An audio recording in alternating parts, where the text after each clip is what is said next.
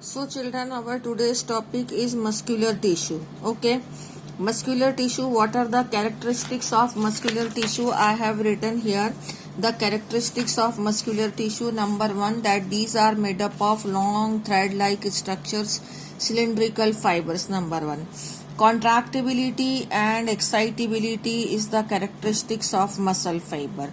Muscle fibers are actually again made up of thin thread-like structures which are called as myofibrils. Okay, and muscle fibers get excited after getting the stimulation. Once they get excited, then they contract and they become shorter. Once the stimulation is removed, then these muscle fibers get relaxed and they become lengthens up. Okay, due to the contraction and relaxation of the muscle fiber, the movement and locomotion is possible in various animals. Now we are here discussing the types of the muscles fiber.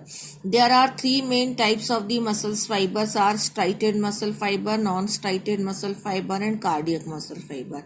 Striated muscle fibers are also called as skeleton muscle fiber. Non-striated are called as smooth muscle fiber. Okay.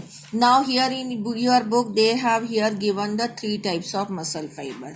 I have written the differences of all the three types of muscle fiber here that I am telling you later on. Let me discuss here first. This is striated muscle fiber. As you can see, the dark and light bands are present, so that they are called as striated muscle fiber. These lines and lines are representing the dark band, and wherever the lines are not there, they are the light bands. So dark and light bands are present here, hence they are called as striped or striated muscle fiber. Here dark and light bands are not there, so that they are called as smooth muscle fiber. And again in cardiac muscle fiber, dark and light bands are there. This is the first point of difference. Now second point of difference, that these are cylindrical, long elongated thread-like structures. But these are spindle shaped, okay? And these are also, you can say, the cylindrical structures are there. After that, these are also called as skeleton muscle fiber because they are attached to the skeleton muscles of our body. They are present in the internal body organs, so that they are called as visceral muscle fibers. These are present in the heart, so that they are called as cardiac muscle fiber.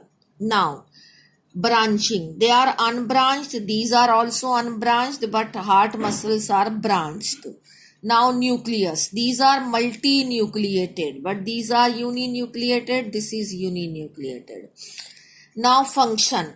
They perform function according to our will. हमारी इच्छा से काम करते हैं.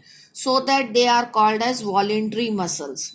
They do not work according to our will. Internal organs हमारी इच्छा से काम नहीं करते. They are working automatically. They are called as involuntary muscle fiber. These are also involuntary. Heart muscle also works automatically. Now it comes, where are they present? They are attached to our external body parts. They are present, they are forming our external body organs, like the example are muscles of your forelimbs, hind limbs. So that they are also called as somatic muscle fibers. They are present in our internal body organs, they are visceral muscle fiber. They are present in the heart, they are cardiac muscle fibers. Okay. So these are the some point of differences of all these.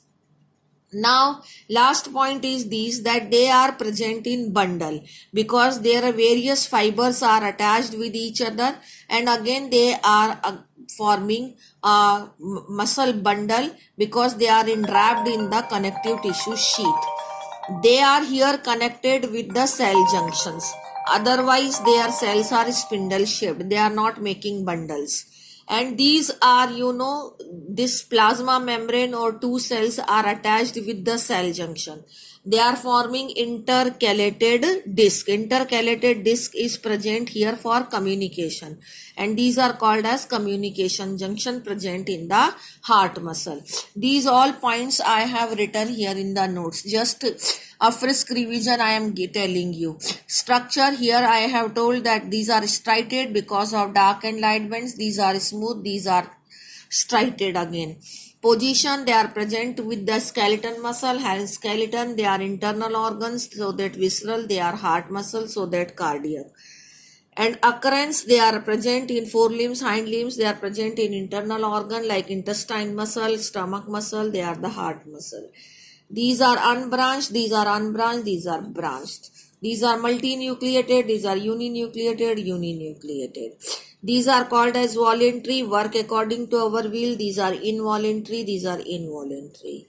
These are thread-like and attached with the connective tissue. They are forming a bundle. They are single and held together by cell junction. These are also held together by cell junction. Their communication disc is called as intercalated disc. This is all about the difference of striated, non-striated and cardiac muscle. This is all about today's topic. Thank you.